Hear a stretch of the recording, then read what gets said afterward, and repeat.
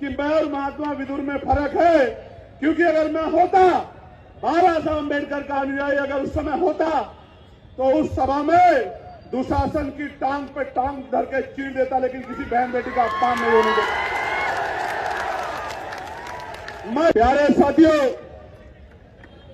अभी 2 दिन पहले आपने देखा होगा लोकसभा में आदरणीय वित्त मंत्री जी निर्मला सीतारमण जी ने जब मेरी लोकसभा के उठाए सवालों पे जवाब दिया तो उन्होंने मेरे बारे में कुछ टिप्पणी की। हालांकि वो टिप्पणी आपके संघर्ष को सम्मान देने की टिप्पणी थी, कोई क्रिटिसाइज करने की टिप्पणी नहीं थी, क्योंकि वो बड़ी हैं, मेरी मां के उम्र के बराबर हैं। बड़े सम्मान से मैं उनको ये कहना चाहता हूं कि उनके कहने के बाद मैंने महात्मा विदुर को पढ़ने का काम किया। महात्मा विदुर को मैंने पढ़ने का काम किया तो महात्मा विदुर के कुछ किस्से मुझे मिले।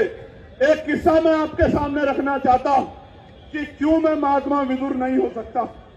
उसका कारण यह है कि एक बार महाकाव्य महाभारत में जब द्रौपदी का चीरहरण हो रहा था, दुर्योधन के इशारे पे दुशासन चीरहरण कर रहे थे, तो पूरी सभा बैठ के तमाशा देख रही थी।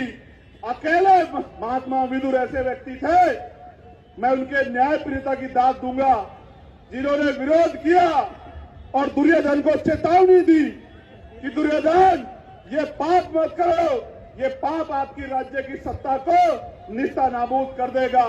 मैं इसलिए मानता हूं कि मैं और महात्मा विदुर में फर्क है, क्योंकि अगर मैं होता बाबा साहब अम्बेडकर का अनुयायी अगर उस समय होता तो उस सभा में दुशासन की टांग पे टांग धर के चीर देता, लेकिन किसी बहन बेटी का अपमान नहीं होने देता। मैं चुप होके नहीं बैठता, मेरा जो होता तो होता, लेकिन मैं दुर्योधन और दुशासन की टांग पे टांग धर के चीर देता, लेकिन द्रौपदी का अपमान नहीं होने देता। मेरे लोग ये फर्क है महात्मा विदुर में और मुझ में। जब मैंने उनको आगे पढ़ा तो मुझे पता लगा कि जब कौरवों और पांडवों में महाकाव्य में जब मैंने पढ़ा कि कौरवों और पांडवों में जब बंटवारा होने लगा तो महात्मा विदुर ने प्रस्ताव दिया कि पांडवों को 5 गांव दे दो। दुर्योधन ने मना कर दिया, फिर युद्ध हुआ। आज भी यह युद्ध है। मैं भी आपके अधिकारों के लिए सत्ता से लड़ रहा हूं कि मेरे भाइयों को, मेरी मां को, मेरे बच्चों को, मेरे बुजुर्गों को, इन दलित पिछड़े आदिवासी मुसलमानों को 85% बहुजन समाज के लोगों को अधिकार दे दो। तो ये सरकारें देना नहीं चाहती। आज भी युद्ध होगा। उस समय युद्ध तलवार भालों से होता था, बंदूकों से होता था। आज का युद्ध बटन दबा के होगा, वोट की ताकत पे होगा।